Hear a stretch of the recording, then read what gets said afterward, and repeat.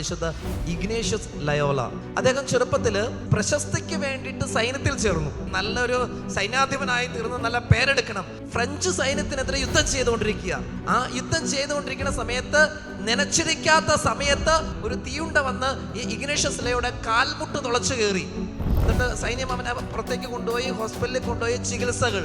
രക്ഷപ്പെടില്ലെന്ന് doctors പറഞ്ഞു. പക്ഷെ ഡോക്ടേഴ്സിന്റെ സകല പ്രതീക്ഷകളെ മാറ്റിമറിച്ചുകൊണ്ട് അദ്ദേഹത്തിന്റെ അങ്ങേയറ്റം വിശ്വാസവും പ്രാർത്ഥനയും സൗഖ്യം പ്രാപിച്ചു. പക്ഷെ സൗഖ്യം പ്രാപിച്ചു കഴിയുമ്പോൾ അദ്ദേഹം തിരിച്ചറിയുന്നൊരു സത്യമുണ്ട്.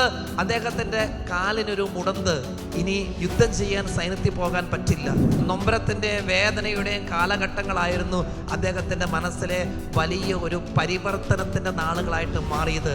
ആ പരിവർത്തനം അദ്ദേഹത്തെ കൊണ്ടുവന്ന് എത്തിക്കുന്നത് കർത്തൃ ശുശ്രൂഷയ്ക്ക് വേണ്ടി തൻ്റെ ജീവിതം മാറ്റിവെക്കണം എന്നുള്ളതാണ്. അങ്ങനെ സൈന്യാധിപനായി തീർന്ന് പ്രശസ്തിക്ക് വേണ്ടി യുദ്ധത്തിന് പോയി അതിൽ അപകടം പറ്റിയ ഇഗ്നേഷ്യസ് ലയോള പിന്നീട് വളർന്നു നിന്നിട്ട് ജെസ്യൂട്ട് സഭയുടെ അധിപനായി മാറി.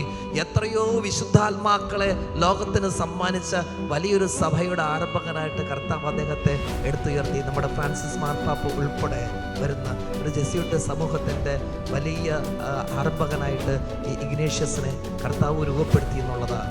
ജീവിതത്തിലുണ്ടായ വലിയൊരു പ്രതിസന്ധിയാണ്.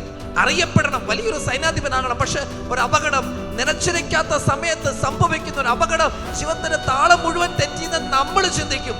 അത് മനുഷ്യബുദ്ധി. പക്ഷെ അതിനപ്പുറത്ത് ദൈവം എന്തോ ഒരുക്കിയിട്ടുണ്ടെന്ന് അറിഞ്ഞുകൊണ്ട് ദൈവത്തോട് ചേർന്നിരിക്കാൻ, ഇതിന്റെ പുറകിലും എന്തോ ഒരു പദ്ധതി ഉണ്ടെന്നറിഞ്ഞ് ചേർന്നിരിക്കാൻ ഒരു വ്യക്തി മനസ്സു കാണിച്ചാൽ അനുഗ്രഹത്തിന്റെ വഴികൾ അദ്ദേഹത്തിന് മുമ്പിൽ തുറന്നു കിട്ടും.